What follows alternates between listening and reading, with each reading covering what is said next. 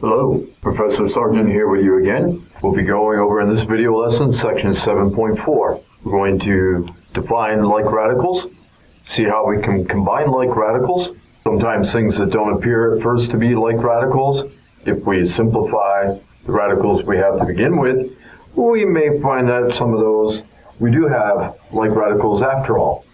And we can combine some fractions sometimes if we simplify radicals first.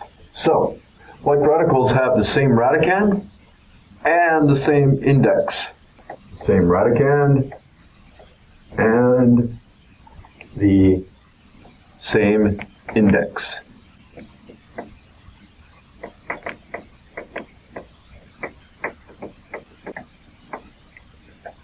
So you have 3 square root of 2 plus 4 square root of 2. Here we have like radicals, both square roots, index of 2, and the radicand is 2. We could reverse the distributive property and factor out square root of 2, and then add the 3 and the 4. Or if we have 3 square root of 2 minus 4 square root of 2.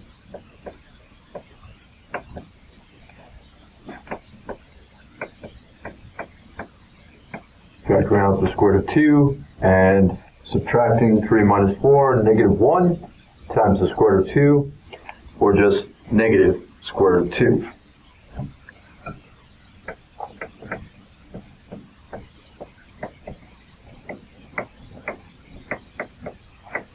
Want to be careful if we don't have like radicals. We're trying to do any combination.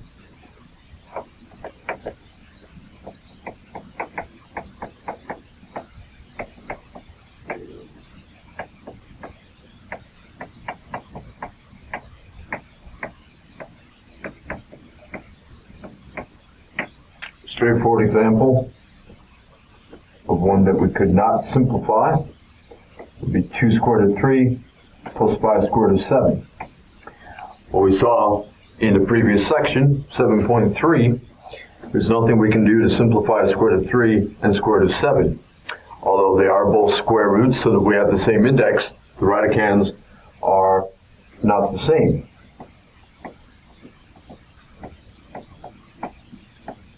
And so we would just have to leave that as it is.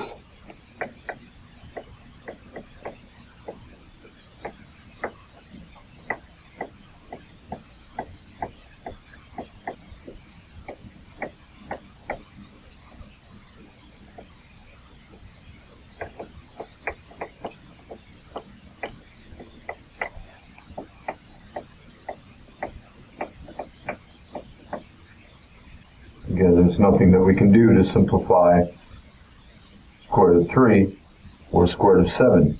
The only perfect square factor of either 3 or 7 is 1, and that doesn't help us any.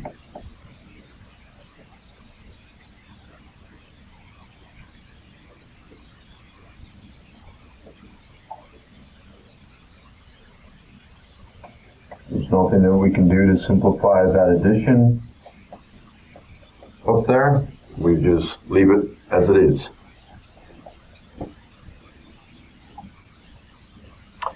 In both of these examples, again, we have square roots in each, but different radicands.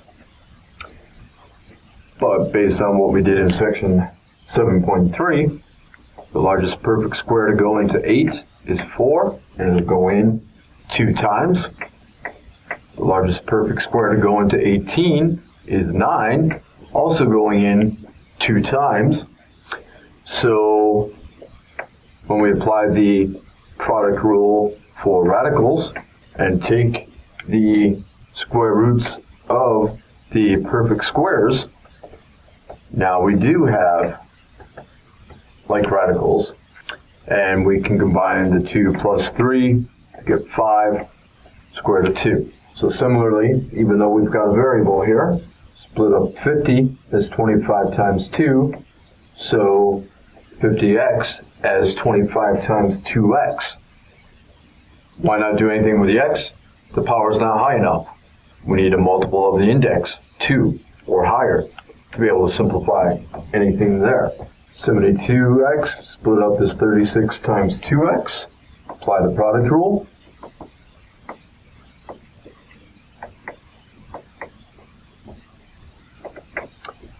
Now, this is all multiplication here. So square root of 25 being 5, 2 times 5 will give us 10. 3 times 6, we've got 10 square root of 2x minus 18 square root of 2x. We've got like radicals now. 10 minus 18 is negative 8. So negative 8 times the square roots of 2x. Now just because that worked for these two doesn't mean that we will always be able to simplify, or that even when we can, that unlike radicals are now going to become like radicals. It doesn't always happen. We have 2 square root of 48 minus 4 square root of 45. The largest perfect square that'll go into 48 is 16. Goes in 3 times. And the largest perfect square to go into 45 is 9. It'll go in 5 times. It's not a good sign that we don't have some common factor. However, we're still simplifying. Applying the product rule. Square root of 16 is 4. Square root of 9 is 3. Doing that multiplication, we get 8 square root of 3 minus 12 square root of 5. And though we've simplified these square roots as much as we can, they are not like radicals. Now, after seeing the product and quotient rules in the previous section, you may have been wondering, could we also split up addition? Or subtraction for that matter. Well, we're going to show that it doesn't work for addition because subtraction is so closely related to addition. A similar example would work for that as well.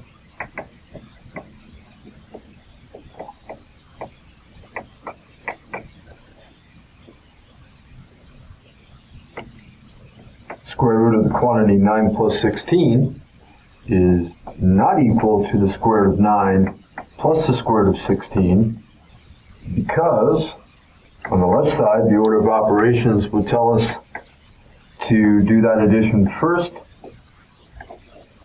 Remember from section 7.2, that would be the quantity 9 plus 16 raised to the 1/2 power, parentheses before the exponent. Square root of 25 is 5. On the right-hand side, exponents before addition, or square roots before addition then. So we get 3 plus 4, that equals 7, but 5 and 7 are not equal to each other. So we can't split up addition that way. Same is true for subtraction as well. So let's apply that same idea when we have cube roots. Largest perfect cube to go into 16 is 8. It goes in 2 times. The largest perfect cube to go into 54 is 27. Also going in 2 times. Having that common factor under both cube roots of 2, that's a good sign. So we're going to apply the product rule. Split up the multiplication into separate cube roots. Cube root of 8 is 2. Cube root of 27 is 3. So what we're left with in radicals, both cube roots of 2. They're like radicals. So add the 2 and the 3. Put that in front of cube root of 2 multiplied. Our powers of x and y in this next example on that first radical are too low. However, x to the 7th, that's close to x to the 6th, and 6 is a multiple of 3. So I'm going to split up the x to the 7th as x to the 6th times x to the 1st, and y to the 5th, similarly, as y cubed times y squared. So, splitting that up, the cube root of x to the 6th would be x squared. Again, you could think of that as with the fractional exponent from section 7.2, x to the 6/3. So with y, that would be 3 over 3, or just 1. And you can't do anything with that part. Well, we've got like radicals again. Just like we saw earlier, factoring out the cube root of the quantity xy squared to combine them. And here, the largest perfect square that'll go into 8 is 4. Into x cubed would be x squared. We'd have to multiply 4x squared by 2x to get 8x cubed. This other one's a cube root. The largest perfect cube to go into 54, we just saw over here, was 27. Into x to the 4th would be x cubed. I'd have to multiply 27x cubed by 2x to get 54x to the 4th. Applying the product rule, square roots where we had a square root, and cube roots where we had a cube root. Square root of 4 is 2, times the 5, that's 10. Square root of x squared is x. Cube root of 27 is 3. Cube root of x cubed is x. And these look so similar, but although the radicands are the same, the indices, plural of index, they're not the same, so these cannot be combined. We have simplified, but we were unable to combine like radicals. And now for the last topic of section 7.4, simplifying radicals to get some common denominators. Now, here,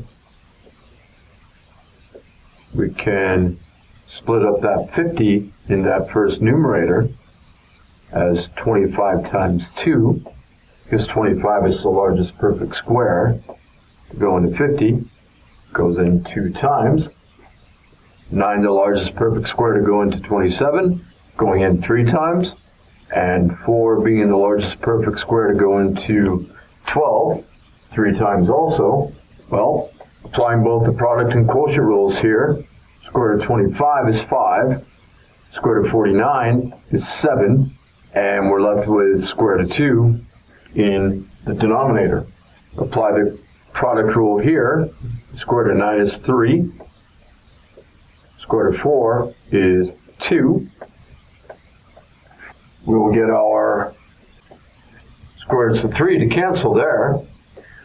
Multiply 3, same as 3 over 1, times the 5, 1 times 7. So we've got 15 sevenths times the square root of 2, minus 3 halves. The least common multiple of 7 and 2 is 14. So we're going to multiply top and bottom of the first one by 2 to get 30 14ths, and the top and bottom of the second by 7 to get 21 14ths. That way, now that we've got the same denominator, you can write that as 30 square root of 2 minus 21, all of that over 14. Here we're going to apply the quotient rule right away to both of those cube roots. We've got nice multiples of the index 3 as our powers for x. So cube root of x to the 6th is x squared. Again, you can think of that fractional exponent, x to the 6 over 3 reduces to that.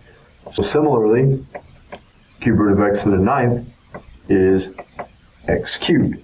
And since the power is higher on the second one, our least common denominator is going to be x cubed. I'd have to multiply this denominator by x to the first to get the same denominator. Multiply top and bottom by x to the first. That way, writing this a little more traditionally, we have 3x cubed root of 2 over x cubed plus 4 cubed root of 5 also over x cubed. And so you can put these 3x times the cube root of 2 plus 4 cube root of 5 all over x cubed. That concludes our video lesson on section 7.4. See you in the next one.